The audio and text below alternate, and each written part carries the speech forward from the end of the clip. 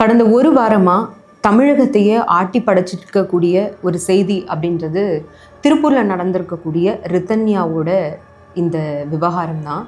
இந்த விவகாரத்தை பொறுத்த வரைக்கும் கடந்த ஒரு வாரமாக நிறைய செய்திகள் நம்மளுக்கு வெளியாகிட்டே இருக்குது. நீங்கள் எல்லாருமே அதை பார்த்துருப்பீங்கன்னு நம்புகிறேன்.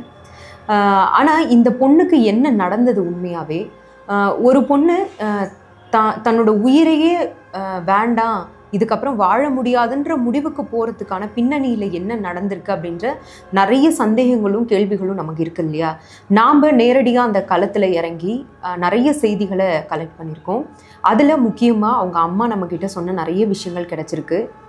ரித்தன்யாவுக்கு என்ன ஆச்சு அப்படின்றத அதை தான் நம்ம இந்த வீடியோ முழுக்க முதல்ல பார்க்க போகிறோம். முதல்ல ரித்தன்யாவை பற்றி நம்ம எல்லாருக்குமே இப்போது தெரிஞ்சிருச்சு.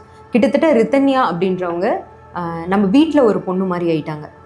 ரித்தன்யாவுக்கு என்ன ஆச்சு, ரித்தன்யாவோட கல்யாண வீடியோஸ் ரிலீஸ் ஆச்சு, ரித்தன்யா ரெடியான வரைக்கும், அந்த கல்யாணத்துக்கு ரிசப்ஷனுக்கு ரெடியான வீடியோ வரைக்கும் நம்ம எல்லாருமே பார்த்துட்டோம். ஆனால் இந்த அழகான ரித்தன்யா பொண்ணுக்கு பின்னாடி எவ்வளவு சோகமான கதை இருந்திருக்குன்னு நம்ம நினைக்கும் போதே கனவுல கூட அந்த மாதிரி காட்சிகளை நம்ம நினச்சி பார்க்க முடியாத அளவுக்கு இருக்குது. முதல்ல அவங்க அம்மா சொன்ன விஷயங்களை நம்ம பார்க்கலாம். என்னென்னா, சனிக்கிழமை ரித்தன்யா இந்த உலகத்தை விட்டு போகிறாங்க. ஆனால் வெள்ளிக்கிழமை அன்னைக்கு இரவு வந்தது அவங்க அம்மா கிட்ட இந்த விஷயத்தெல்லாம் சொல்கிறாங்க. நீங்கள் கேட்கலாம், கல்யாணம் ஆகி 78 நாட்கள் ஆச்சு, ஒரு நாள் கூட அம்மாட்ட சொல்லலையான்னா சொல்லலை.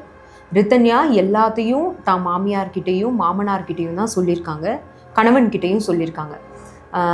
அன்னைக்கு வெள்ளிக்கிழமை நைட்டு என்ன நடந்துச்சு அப்படின்றத முதல்ல இப்போ பார்க்கலாம். வெள்ளிக்கிழமை அன்னைக்கு முதல்ல இந்த விஷயம் நடக்கிறதுக்கு முன்னாடி ரித்தன்யாவோட கணவனோட சைட்லேருந்து நாகராஜ் அப்படின்றவர் வராரு.